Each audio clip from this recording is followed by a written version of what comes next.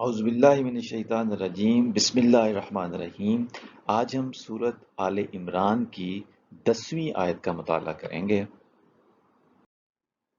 ان الذین کفروا، انا کا مطلب ہے بے شک، یہ ایکوزیٹو پارٹیکل ہے۔ الذین وہ جنہوں نے، الذین ریلیٹو پروناؤن ہے، وہ جنہوں نے کفروا کفر کیا۔ یہ کفروا جو ہے یہ ورب ہے پاسٹ ٹینس میں۔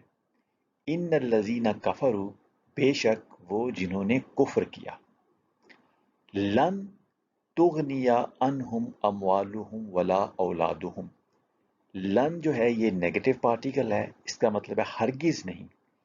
لا کا مطلب صرف نہیں ہوتا ہے، اور لن کا مطلب ہوتا ہے ہرگز نہیں، یعنی یہ نفی کی مزید تاکید کر دیتا ہے، زیادہ ایمفیسس ڈال دیتا ہے نفی پہ۔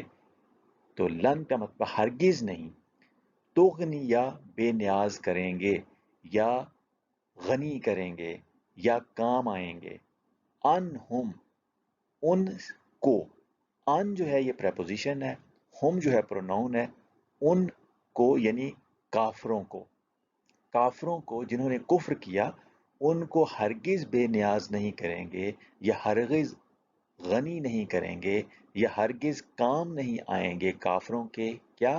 اموالہم ان کے مال۔ تو اموال جو ہے یہ مال کی جمع ہے، ناؤن۔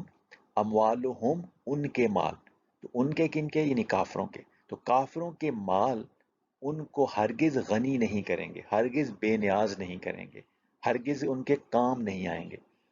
ولا اور نہ ہی اولادہم اولاد ان کی کن کی؟ کافروں کی۔ تو کافروں کے جو مال ہیں نہ وہ ان کو بے نیاز کریں گے، اور نہ ہی ان کی اولاد ان کو بے نیاز کرے گی، من اللہ اللہ سے۔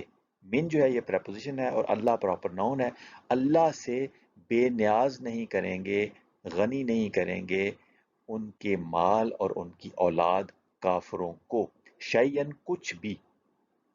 تو جو لوگ کفر کریں گے، جو یعنی اللہ کے کو بھی نہیں مانیں گے اور اللہ کی باتیں بھی نہیں مانیں گے، یعنی اس کی بتائی ہوئی جو ہدایت ہے اس کے مطابق اپنی زندگی جو نہیں گزاریں گے، تو ان کے مال اور ان کی اولاد دونوں ان کو اللہ سے بے نیاز نہیں کریں گے، ان کو غنی نہیں کریں گے اللہ سے، یا ان کے کام نہیں آئے گی ان کی مال اور ان کی اولاد۔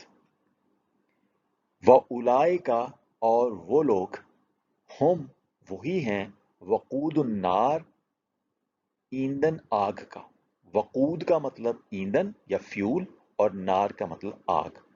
تو اولائکا ہم وہ لوگ وہی ہیں، تو دو دفعہ وہ آیا، تو وہی ان کے اوپر ایمفیسس ہے، زور ہے، تاکید ہے۔